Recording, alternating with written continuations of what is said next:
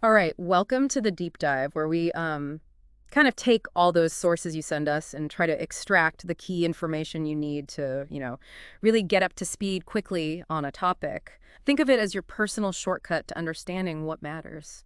Yeah, we're not just skimming the surface here, right? We're diving deep into the core ideas of these materials so you can really grasp those essential insights and why they're significant to you specifically.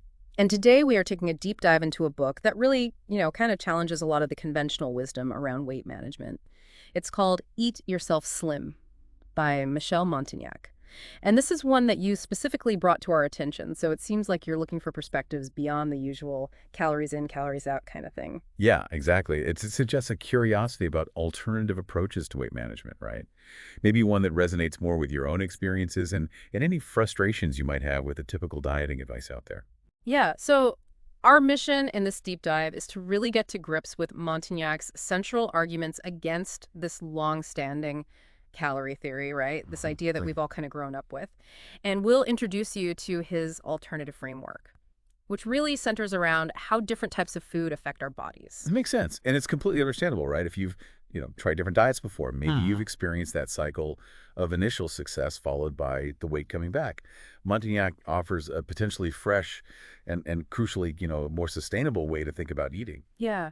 And what initially sparked Montagnac's own research and what I found so compelling about his story was his own personal experience. So he was actually successfully losing weight and keeping it off Right. while regularly eating out for business, Yeah. which kind of seems to fly in the face of typical diet advice, right? This he called it this improbable explanation. This idea that he could do that really ignited his curiosity and led him into this whole world of nutritional science. So, okay, let's dive right into it. Let's talk about this calorie myth. Yeah, Montignac certainly doesn't hold back, does he?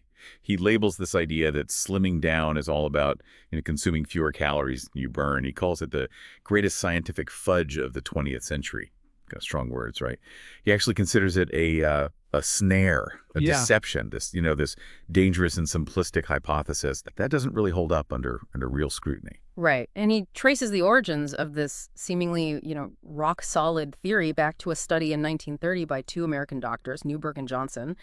And their initial work suggested that being overweight was primarily due to consuming too many calories rather than, maybe any underlying metabolic issues. Yeah, and what's interesting here is the context that Montignac provides. Yeah. He points out that this study, which became so influential, was based on very limited data and, crucially, conducted over a period that was too short to really be taken seriously. But it was almost immediately embraced as this definitive truth, right? It's hard to believe, isn't it, that, this one study with its admitted limitations went on to shape so much of the dietary advice that we've all received for decades.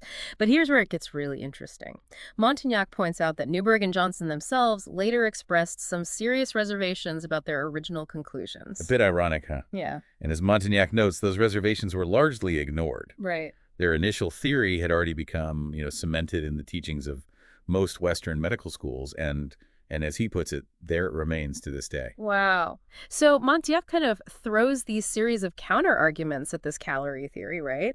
He points to the sheer number of people who are overweight and yet are, meticulously tracking and limiting their calorie intake. It's a puzzle, isn't it? If it were that simple, shouldn't they all be, succeeding? Right.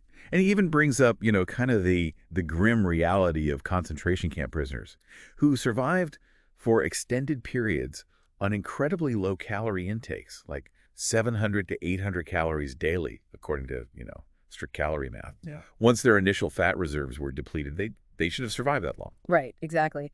And then he also looks at, kind of the other side of that coin, those individuals who seem to eat enormous amounts of food, thousands of calories a day, and yet remain lean. If it were purely about calories in, calories out, those folks should, likely be significantly overweight. Makes you think, doesn't it? He also addresses, I think probably something a lot of listeners can relate to, this experience of actually gaining weight despite really diligently cutting back on calories, right? Mhm. And this is where the body's survival mechanisms come into play.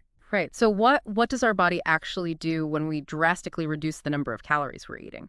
Well, Montignac explains that there might be this initial temporary drop in weight, which could be what those early shorter term studies were observing.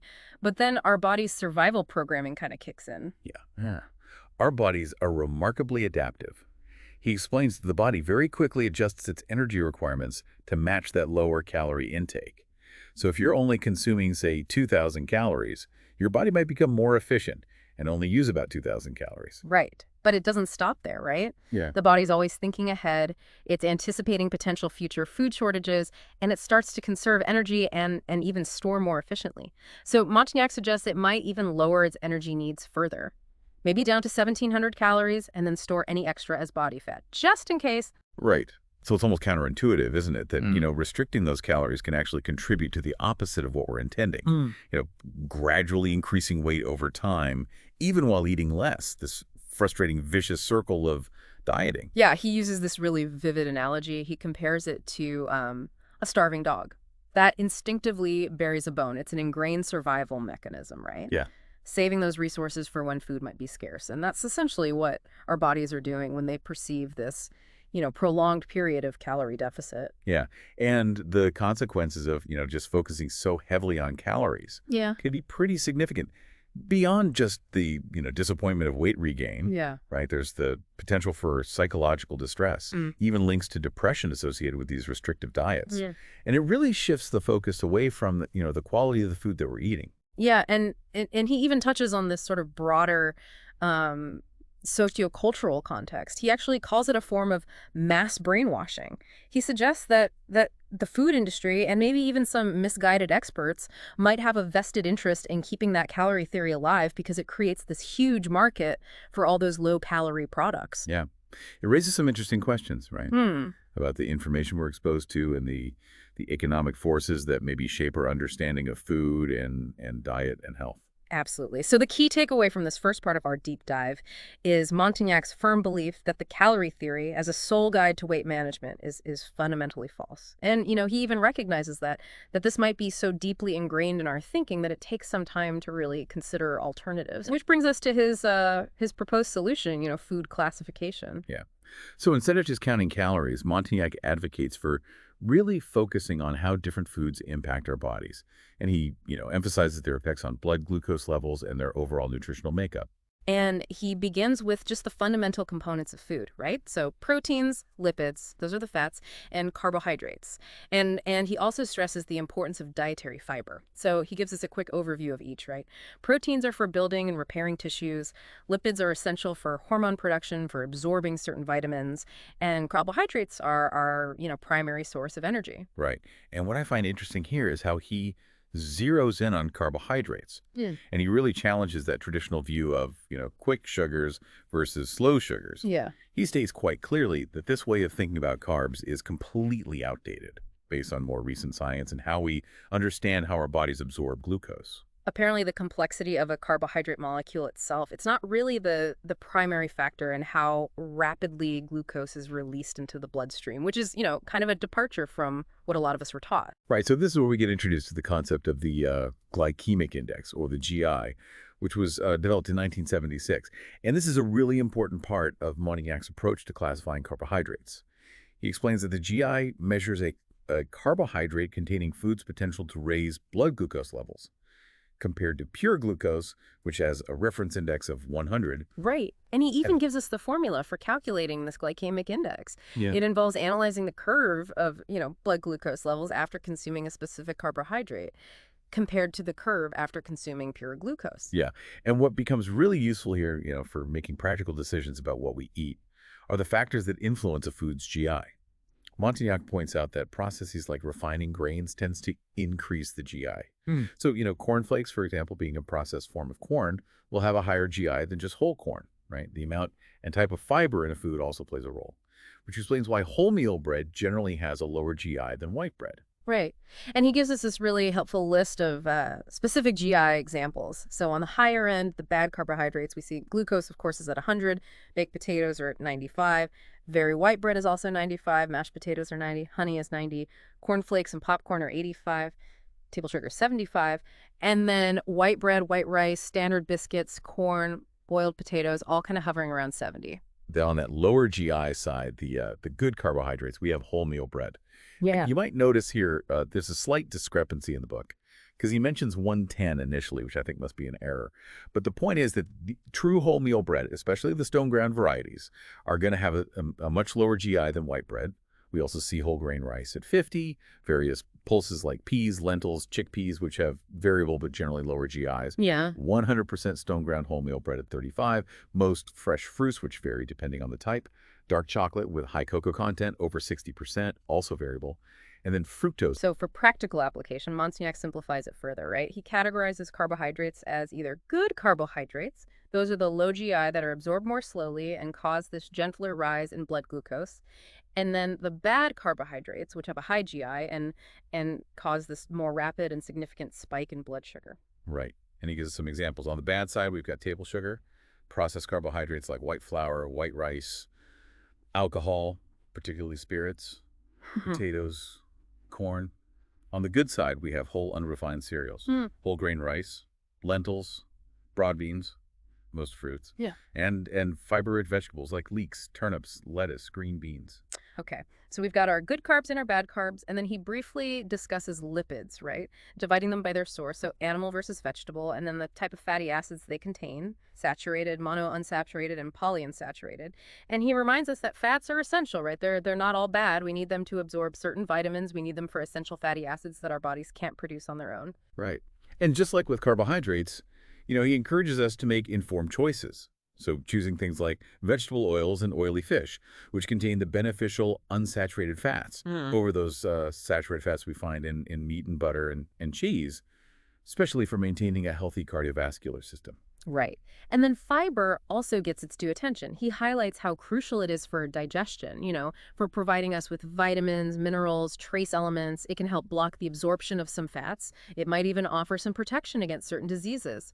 And he gives us some examples of those fiber-rich foods and points out this concerning trend of declining fiber consumption in a lot of industrialized countries. Yeah, what's important to grasp here is Montignac's view of this hierarchy of macronutrients.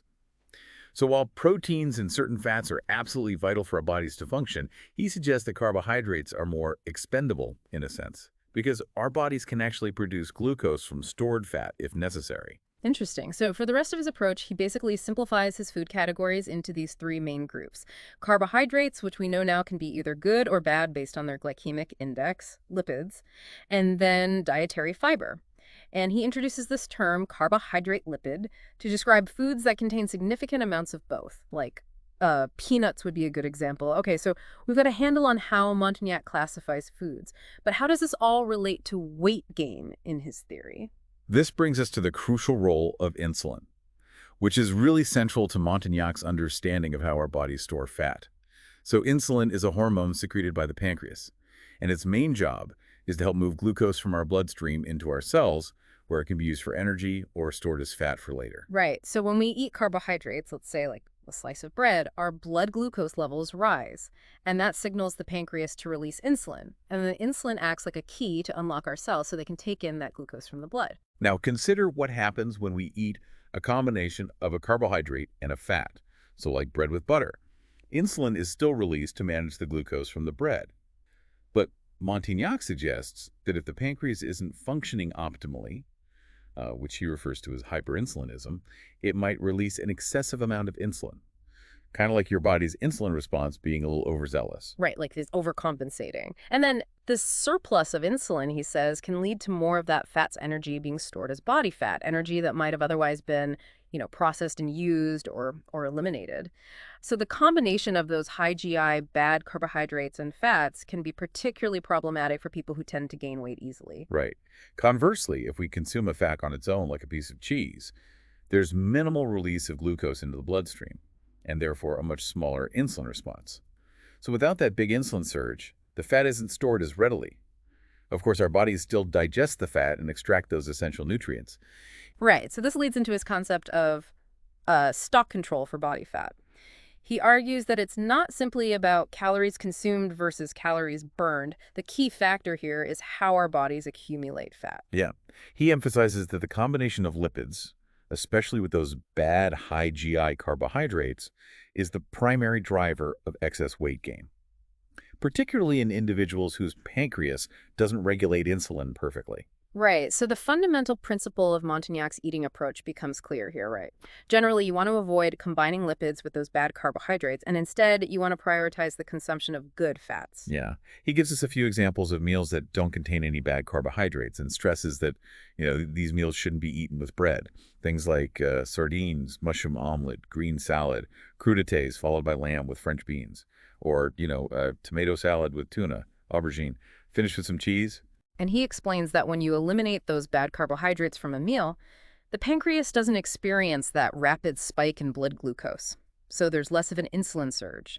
As a result, the body's less likely to store new fat and can actually start tapping into those existing fat reserves for energy. Right. And he uses this business analogy to illustrate this. It's that last in, last out, first in, first out, stock control idea, right?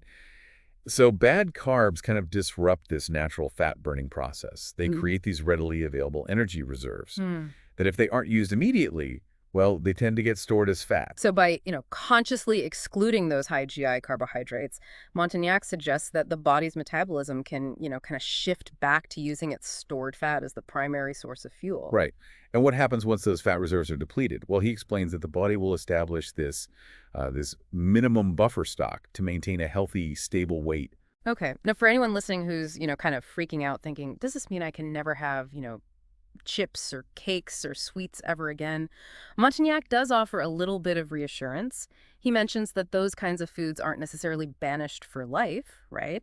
They might have a place in what he calls phase 2, which is the weight maintenance phase. But even then, he really emphasizes they should only be occasional treats. Yeah.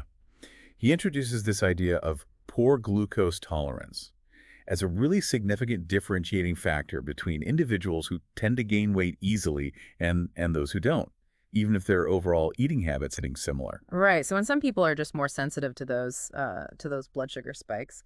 And Montignac says this can have some hereditary components, but it's also influenced by our modern diets, right? Which are often high in refined carbs and sugars. Exactly. It's almost like your body's insulin response is a little too enthusiastic, right? Even when you eat carbs, your pancreas pumps out more insulin than it needs to, which he believes really encourages fat storage. Right. And he describes this potential addiction to bad carbohydrates that often starts, way back in childhood with sweet drinks, biscuits, refined grains, and continues through adolescence and even into adulthood. And the aim, he says, is to raise your glucose tolerance threshold. Basically training your body so that your pancreas doesn't overreact with a big insulin release when you eat carbs. Right. So it's almost like you're desensitizing your body to those big sugar spikes. And he also points out that these less than ideal eating habits, can lead to other physical problems beyond just weight gain, right? Yeah. Digestive issues, fatigue, all that kind of stuff. Absolutely. He stresses that his approach isn't about those, severe restrictions we see in typical diets. He frames it as more of a common sense approach. Right. But he does acknowledge that in the initial stages, some foods and food combinations are going to be off limits. Yeah. And interestingly, he says if you eat out a lot, it might actually be easier to start implementing these principles in restaurants because you have more control over what's on your plate. Yeah, that's a good point. He recognizes that at home, changing family eating habits might be more of a challenge. But he's optimistic that, once the benefits are seen, it'll be easier to get everyone on board. All right, let's get into the nitty-gritty. Let's talk about Montignac's method in action. He emphasizes that understanding the why behind these rules, which we've been talking about, is crucial, right, for the method to work long term. So now we move into the how-to, specifically phase I. Right, so phase I is all about that initial weight loss. Exactly. His first practical piece of advice is to set a clear, realistic goal for yourself. How much weight do you want to lose?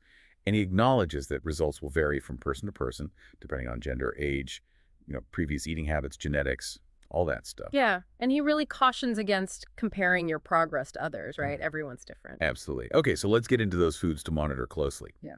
He starts with what's forbidden, which he says is a shorter list, but it contains the most critical items to avoid. And right at the top, sugar. Yeah, sugar is public enemy number 1, apparently. Montignac says it deserves a skull and crossbones symbol. He really stresses its potential dangers, when we consume it in large quantities. And he links it to a whole slew of health issues beyond just weight gain, right? Chronic fatigue, diabetes, gastritis, ulcers, dental problems, heart disease. Yeah, he even points out that for, tens of thousands of years, humans thrived without refined sugar, Yeah. and that even just a couple of centuries ago, it was a rare luxury. He argues that in today's world, its overconsumption is just as harmful as alcohol and drugs. Wow. So a question that might come to mind here is, okay, if we drastically reduce sugar, how will our bodies get glucose? But Montignac argues that our bodies are actually very good at producing their own glucose from stored fat, right? And this is actually the body's preferred method. He suggests either cutting out sugar completely or, using artificial sweeteners if absolutely necessary. Yeah. Now let's talk about bread, which he says, deserves a whole chapter on its own. A whole chapter, wow. Right. He makes a clear distinction between what he considers good bread, which he admits is increasingly rare to find these days, and the kind of unsatisfactory product sold by most bakeries today.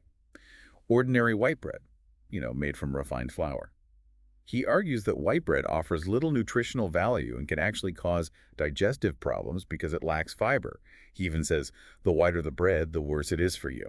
And he acknowledges that wholemeal bread, especially the 100% stone ground varieties, are a better option because they retain that fiber content, and they tend to release glucose more slowly. But even those are temporarily excluded from main meals during phase-ein, though you can have them for breakfast. Right. For those of you who might be, a little apprehensive about giving up bread altogether, Montignac reassures us that if you've mostly been eating white bread, you're not really missing out on anything beneficial. And for those who eat wholemeal bread regularly, you'll still get plenty of fiber from the vegetables that are encouraged in the diet. Okay, moving right along. We have starchy foods, which he defines as, those floury foods high in starch. And the big offender here, potatoes. Yeah, he talks about how potatoes were initially received in France.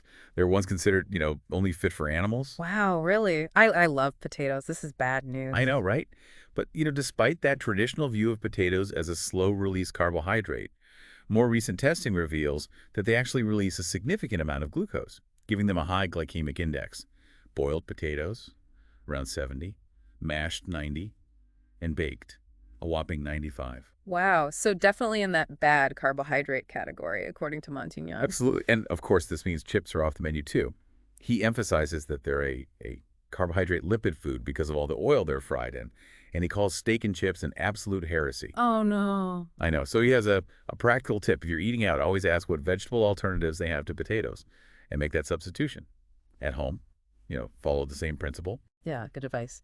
And dried beans, this is interesting. He kind of gives them a reevaluation, right? Yeah. He had initially been critical of them in an earlier edition of the book, but now he classifies them as good carbohydrates because they have a low GI and they're high in fiber. So they're suitable for those protein lipid meals in phase-I. All right, beans are back on the menu. Good to know. Okay, next up, rice. Yeah, there's a big difference here between whole grain rice, which he considers a whole and complete food, and that heavily refined white rice, which is a bad carbohydrate because of that rapid glucose release. So whole grain or wild rice is permitted in moderation as long as it's not, drenched in butter or mixed with cheese. It can be eaten with things like tomatoes, onions. But he does say finding whole grain rice in restaurants can be tricky. Yeah, I've run into that problem myself. Okay, corn, or maize, as he calls it. Yeah, he points out that it was historically used mostly as animal feed. Oh, wow, okay. And it has a naturally high glycemic index, which is made even worse when it's processed into things like popcorn and cornflakes, which he says are extremely fattening.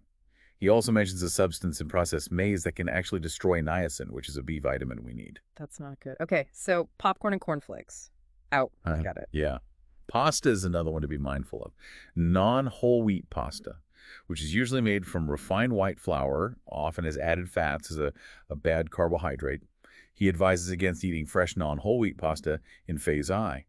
Whole wheat pasta, especially the stone ground kind, is considered a good carb. And you can have it in, carbohydrate meals with like a tomato or basil sauce. Okay, so watch out for that sneaky white pasta. All right, he briefly mentions other carbs to limit in phase-I, carrots, beetroot, and he reiterates that any food that combines carbohydrates and lipids, like biscuits, croissants, pastries, are strictly off limits. He also notes that while dark chocolate, the high cocoa content kind, does have a relatively low GI, it should be, a very rare treat in phase-I because of that fat content. Yeah. Now let's talk about fruit, which is always a bit of a tricky subject. Always lots of opinions about fruit. Montignac acknowledges that. He calls it a sacred subject. But he reassures us that it's not excluded, It just needs to be eaten in a very specific way. So while fruits do contain carbs, glucose, sucrose, fructose, they also have fiber, which helps to moderate their GI. He highlights pectin-rich fruits like apples and pears. So those are good ones to reach for. Yeah. He explains that the energy from fruit is usually used quickly by the body and less likely to be stored as fat. But the key point here is when you eat it. Montignac insists that fruit should always be eaten on its own, on an empty stomach. Really? So no fruit with meals? That's interesting. Yeah, he believes that eating fruit with or right after other foods, especially starches and proteins, can interfere with digestion. He thinks those sugars in fruit can hinder the action of certain enzymes and lead to fermentation and bloating. Wow, okay. So he gives us very specific guidelines. You can eat fruit first thing in the morning before breakfast, but wait 20 minutes before eating anything else. You can have it in the late afternoon, about 3 hours after lunch, and at least an hour before dinner. Or you can have it as a meal on its own. And he also warns against consuming lipids right after eating fruit because of that potential insulin response. Okay, so no cheese and grapes for a snack, noted. Yeah. He even suggests that you can eat fruit last thing at night, about 2 to 3 hours after dinner. Though he advises against oranges before bed if you have trouble sleeping, and unsweetened lemon juice is okay anytime. He also recommends avoiding melon as a starter and eating fruit with the skin on to get that extra fiber. Okay, lots of good tips there. Let's move on to beverages, starting with everyone's favorite, alcohol. Montignac challenges this idea that alcohol is the main culprit in weight gain, stating that in terms of direct fat storage, it's actually less fattening than sugar, white bread, potatoes, rice. He even suggests that, after that initial weight loss phase, wine can be reintroduced in moderation. But he does explain that the energy we get from alcohol, our body uses that first, which can temporarily hinder the burning of stored fat. Okay, so it's not that it's directly turning into fat, but it's kind of slowing down the fat burning process. Yeah, he strongly advises giving up all aperitifs during phase 1. Opt for things like tomato juice, mineral water. If you are offered what he calls a noble aperitif, like champagne or white wine, have some non-carb nibbles first, like olives, cheese, cocktail sausages, fish, definitely not crisps or those little cocktail biscuits. Right, so be strategic with your snacking. Yeah. And he's pretty firm about avoiding those after-dinner drinks. Yeah. Cognac, liqueurs. And he's especially negative about beer because of the alcohol, the gas, that high glycemic index from maltose, linking it to bloating, weight gain, bad breath, indigestion. Oh, wow. Not painting a pretty picture of beer there. Right. So he says give it up in phase 1 and really limit it in phase 2. Wine is the only alcoholic drink he doesn't completely condemn. He notes the potential benefits of red wine because of the tannins and procyanidins, which are thought to be good for cardiovascular health. But he does advise limiting intake, around half a liter a day for men, less for women. And consume it later in the meal. If you can avoid it altogether in phase 1, even better. He even gives us a tip for those social situations. Hold a glass of wine, pretend to sip, but don't actually drink it. Vinegar's fine, though. That is a negligible amount of alcohol. All right, so sneaky strategies for those who like to socialize. Now, what about coffee? Big coffee drinker here, so I'm a little nervous about this one. Well, he advises against strong coffee because the caffeine stimulates insulin production. He recommends decaf or weak Arabica. He even suggests that a craving for strong coffee might be a sign of hypoglycemia, which is low blood sugar. He points out that while caffeine itself isn't a carbohydrate, it can hinder the weight loss process.